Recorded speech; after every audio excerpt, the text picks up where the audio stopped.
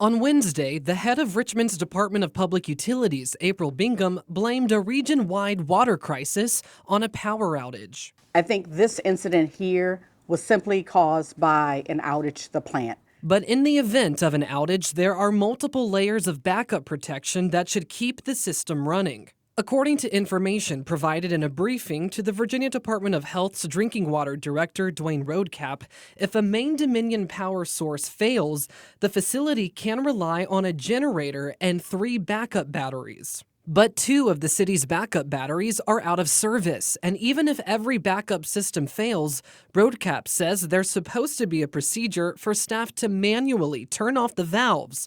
But according to his briefing, staff were not aware that they needed to do that until after the flooding happened. Roadcap says they've now been informed of the proper process. In an afternoon press conference, Mayor Danny Avula said he does not immediately know why that procedure fell through. I'll put that on the list for us to follow up on. Thank you. Now, after the city was cited by federal regulators in 2022 for corroding equipment and lacking emergency response plans, Bingham sent them a letter just last week pointing to DPU's backup system's capabilities.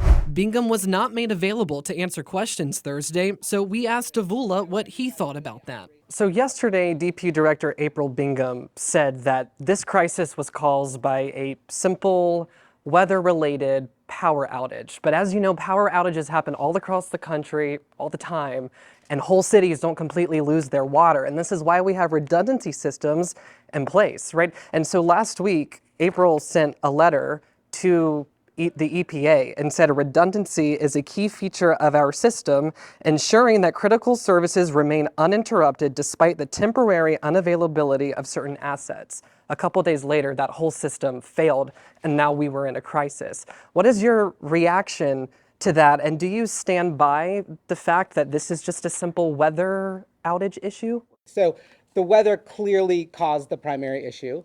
The thing I do understand is that the UPS battery backup, and I'm not exactly sure what that stands for, but the battery backup system didn't last as long as it needed to. And so we did have a failure of that battery backup that led to the valves in the system not opening up and water backing up into the plant. So that's what I do know. I think this is why we're testing our battery backups now. It's why we're testing our generator backups. And I agree. I think at least what I heard about that statement, that redundancy is a key feature. And in this particular case, the power outage and then the failure of our battery backup system have led to the situation that we're at. He promised a rigorous review to find out what went wrong. But as you do that, if you find that there are leadership or management failures, personnel failures, they didn't do what they were supposed to do, are you going to hold those people accountable? That's the job, right? We need to make sure that we've got the right protocols in place, the right people in place, the right systems in place to provide the basic services that our city needs. So absolutely.